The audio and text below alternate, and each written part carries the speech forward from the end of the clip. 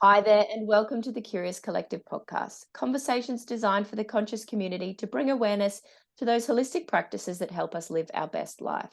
So, tap into the wisdom and knowledge of our guests to heal, transform, and live as your true soulful self.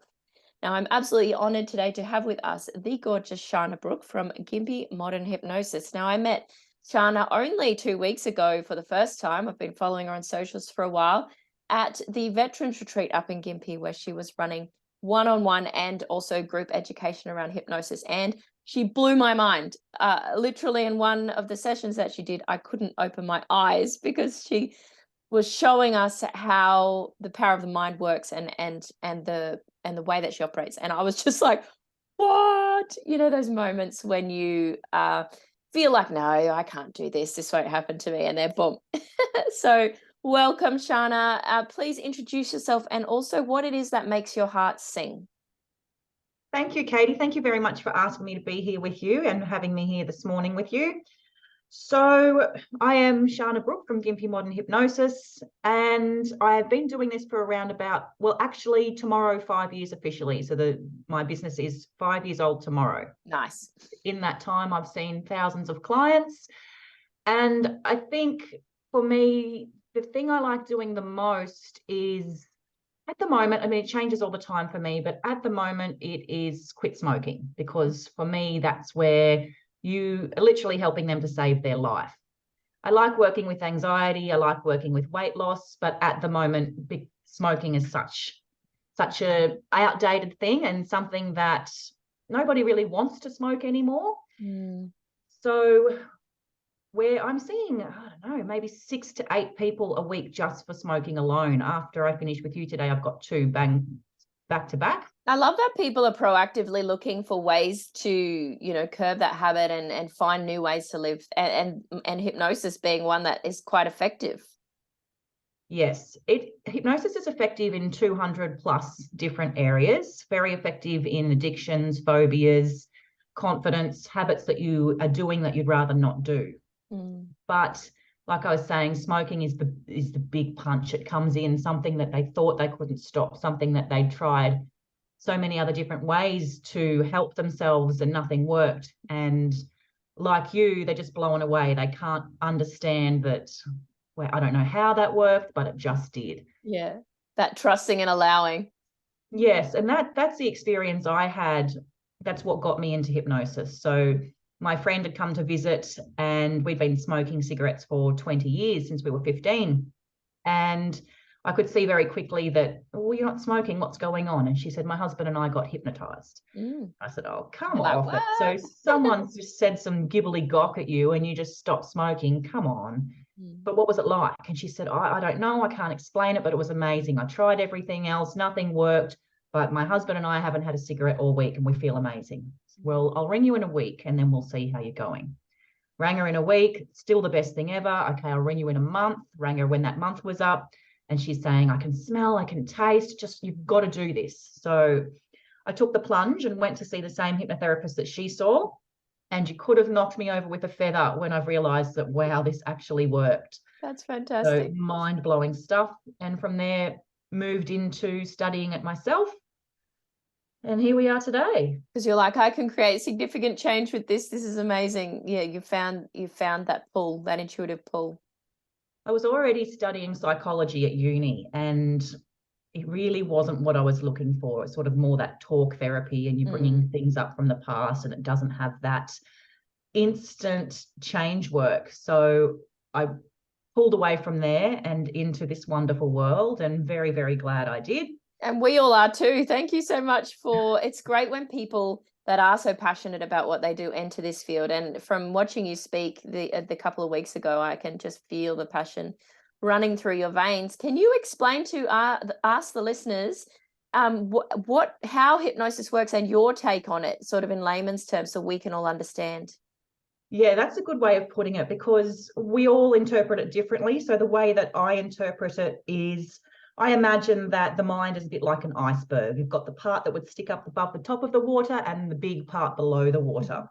And the part above the top of the water is what we refer to as your conscious mind. Your conscious mind is highly critical and highly analytical. It's also the part that houses your willpower.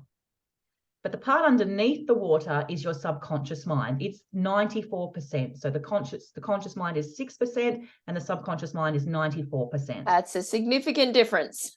Big difference. And it is 30,000 times more powerful than the conscious mind.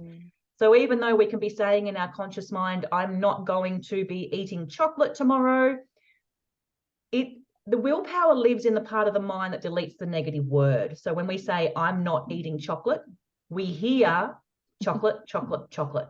So willpower itself is largely ineffective. And the subconscious mind, its job is for us to be healthy, happy, and safe. It is also equivalent to an 8-year-old child. So although it loves us, sometimes it can do some really silly things. Yep. So I will often give the example to my clients, or when I'm speaking of, for example, let's say a 6-year-old girl, she falls over, she skins her knee and she's bleeding and she's crying, and mum wants to make her feel better. So mum gives her a chocolate bar. Now she's still bleeding and she's still crying, but now her focus can come over to the chocolate. She eats that. If this particular little girl feels better after eating the chocolate, the subconscious mind will then go, okay, so you're telling me that when she's hurt and I make her eat, then she's going to feel better. Okay, I'm just going to lock that program in for her now. So now every time that little girl feels hurt, whether it's emotionally, physically, or mentally, the subconscious mind will bring out that old pattern of behavior and largely overrun the conscious mind when the conscious mind's trying to go again. Oh, wow. So we get all these strange little patterns of behavior. For another example, when you're angry, you do a certain pattern of behavior, Katie, but it's different to what I do. Some people might yell, some people scream, some people speed in the car, get drunk, ignore you for a week, whatever the subconscious mind has programmed in. But it's like, here's 100 ways that Katie can deal with anger, and this one worked for her very early on, so we will lock that in. So with hypnosis, it's largely about coming into the subconscious mind. We're dealing with a different part of the brain than what the doctors or the psychs or the counselors would be. Into the subconscious mind, and then doing an upgrade of those old programs. We're upgrading the motherboard so that we can be doing more effective behaviors as we age. Everyone needs upgrades. Yes, and regularly, you know, I say to people, they say, well, I need to come back. Well, most hypnotherapists work in a way where they're going to sell you a 6 to 12 session program. I don't work in that way at all. I work with you as much as I need to. I try and get it smashed out in 1 or 2 sessions if I can, because I've got other people to see. It's not my intention's not to take as much money from you as I can. It's to get you healed and out the door and on your way as quickly as possible. So you can create that change, that ripple effect of what you experienced when your friend told you, you know. Absolutely. And I barely need to advertise my business, because people are curious about hypnosis, and like you, they've been following me on social media for some time. I've got all these fence sitters. They'll send in one little guinea pig, and you know, it might be the cousin that gets sent in first. They have such a great experience usually, and then off they go and they're telling everybody else. So then all their families coming in droves, and I'm seeing the aunties and the uncles, and it's just wonderful. Absolutely, because they can see, you know, when you can see the value in the work, then you know, it speaks for itself. Yes, just like my friend. I didn't believe in it, but I could see the change in my friend, and so I wanted that for myself. And you sat on the fence watching in for a while. Yeah, absolutely. Yes. So what is the part that you love the most about it when you're working with clients? Like, which part, like, just is that moment for you? Yeah. Look, I explained to everybody that hypnosis is not magic, it's science. We're dealing with neurological pathways. But just quietly, it really is magic. It's the magic of the subconscious mind. I'm introducing them to a part of themselves that they've never experienced before.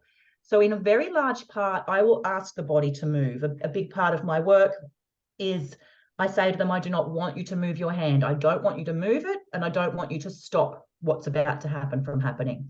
And then all of a sudden, the hand starts to twitch. And from there, this is what we call idiomotor signals. And from these idiomotor signals, which are, if you've ever used a pendulum, kind of the same concept. It's It's communication coming from your subconscious mind. And the subconscious mind, it likes to communicate through sensations and emotions and feelings. Is which that we can kind of like what largely, kinesiologists do with very, muscle very testing? much, Yeah. very much like that. And so from there, I can get the hand isolated and to give me a yes or no signal. And we're able to do all sorts of things. We can go back to the root cause of an issue. We can see if this is ancestral or cellular. We can see if there's fears attached or old beliefs or something physical, or is it mental or is it emotional that needs to be healed. Wow. So it's like communing with the body or the subconscious in a way to discover and find out what's in there.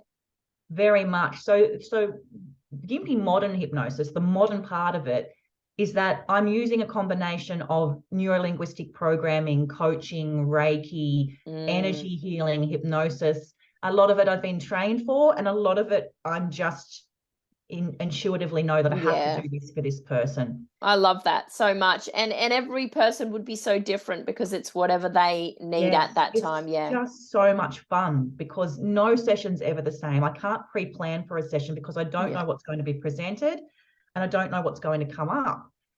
Something I really love about this, though, is that I also don't need to know. I don't need to know who did what and what happened at what age. It's not talk therapy. This is just ask the part that knows. It remembers everything. It remembers your first breath, your first word. It remembers so much more than you do. In an example, that's powerful. Well, an example that I tell clients about, I always remember this story. It sticks in my mind. It was one of my early clients. And she was saying, I have a fear of moths. And when we put her into hypnosis, this was not something that she'd be able to remember with her conscious mind. She really had to go into the subconscious mind for this memory to make itself present. And her mother was standing in a wardrobe and she'd opened the wardrobe up. She was 3 and she's standing in the long folds of her mother's skirt. And her mother says, oh, these moths are going to be the death of me. This girl came for a huge phobia of moths, didn't understand why she had this phobia of moths or where it had come from. But when we tracked it back, that's where it originated from. So finding the root and then just like plucking it out. Yes. And it's so much fun. So many aha moments come up for the clients. I've just got the best job in the world. I really do. But it's a lot of pressure and a lot of stress. You know, it's not 100% effective. The person has to want to make a change. That intention for change, the openness. Yeah. They often bring their children here and say, you know, they only eat chicken nuggets. I want them to eat vegetables. Well, what does the child want? Does the child want to eat vegetables? Because this is not something we can force upon them. The subconscious is only going to make the changes that it recognizes are for its benefit and that will aid it in its job of you being healthy, happy, and safe. Yeah, I love that. I love that. And, you know, people do try and sometimes force a particular outcome and the body will very soon tell you that no, that's not what we want. Yes. Very stubborn, the subconscious mind. And you know how you were telling me that, you know, sometimes someone comes to see you and then they send their family members and things like that. Have you come across when they've, say, sent a husband or a wife and they've sat there and they're like, this isn't going to work. I'm just here for the other person. And it's really like blocked. Have you been able to get in there or is it give or take? I learned early on not to take people that don't want to be here. If they're here and they're paying me the money, there's a part of them that's curious that does want to be here. And all the time I see it, Katie, no one's ever thrilled to come and see me. They're always nervous or skeptical or kind of cautious. And then after the session, they're all smiles and floating out of here on top of the world, wishing that they'd done it 20 years earlier. Yeah. And do you find also, say, after a session, I've had an amazing session with you and I've had some real breakthroughs and aha moments. Is there like an integration period for that person where sort of everything's still landing a bit and they've got to sort of do lots of self-care and grounding? Hypnosis can take up to 2 weeks to kick in. So sometimes our smokers haven't quit that day, but it's a process with them that we're checking in on them. If they need more support, they come back for free to do that. So I say in between sessions to allow 1 or 2 weeks. I do have people that come fortnightly and have done so for years on NDIS or out of their own pocket because they just understand that the power of the mind is so much more than they realize. You know, People you get don't even look at that under the water iceberg. They're just Yes. worrying about the up there stuff. Yeah, you get your car serviced, you get your body massaged. So people should be regularly checking in on their mind, and that it's working for them, not against them. Oh, I love that. That's beautiful wisdom in itself. So I always ask, and you have sort of glinted on it there, but I feel like there's more. If there are listeners going, I want to know more about hypnosis, like, you know, what is in it for me? And they're super curious, podcast called The Curious Collective. What advice would you have for them? As a client, to see somebody as a client, we've got hundreds and thousands of hypnotherapists across Australia. Do look into who you're going to see, read their reviews, where have they trained, because we do have a lot of 2-day hypnosis courses. And then these people, because we're a non-regulated industry, so these people have done a 2-day backyard hypnosis course, and then they're off seeing people with depression and anxiety, which is really quite alarming. Yeah. So do your research as to who you're seeing, read the reviews. A lot of my clients are word of mouth, have been referred from family members, which is what you want. Yeah, absolutely. And I know you're the real deal, because that very short activity you did with us, all we had to do, listeners that are listening, I've got my arm in the air. We had to put our arm in the air and like pull it down. And as we were pulling it down, Sharna was talking to us, you know, about not being able to open our eyes. And by the time my arm got to my body, she said, all right, now try and open your eyes. And I literally could not open my eyes until she came and tapped us on the head. And so when I tap you on the head, you'll be able to open your eyes. I'm like, what just happened? So cool. Blew my mind. Yeah.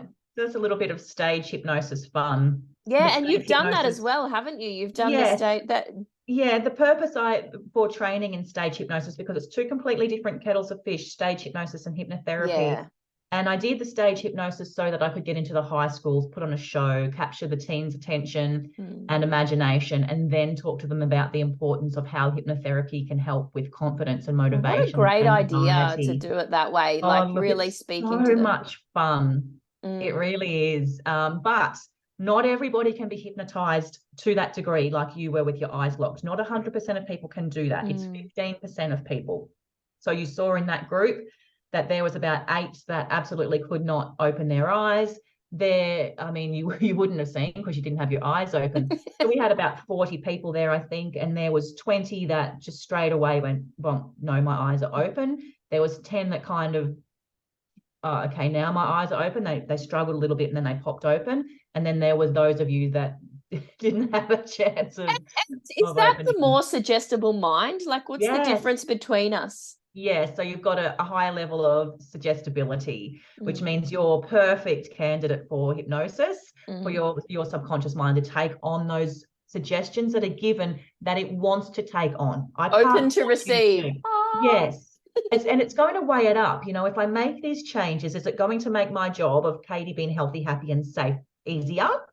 If so, then yes, I'm happy to take on those suggestions. Yeah. But if it's not, then no, I refuse those suggestions. Yeah, I love that analogy that you use and the way that you describe this, the conscious mind, happy, healthy, and safe. That it makes so much sense to me, and I hope as well it has for the listeners as well. But thank you so much for your time. Is there anything else you'd love to share with the listeners before we part ways? Well, it's a brand new day. I don't know where you are. I'm in Gympie and I've woken up to a gorgeous morning. But something I tell myself every single day is something wonderful is going to happen today. Yes. Something wonderful is going to happen today. Oh, something so wonderful is going to happen today.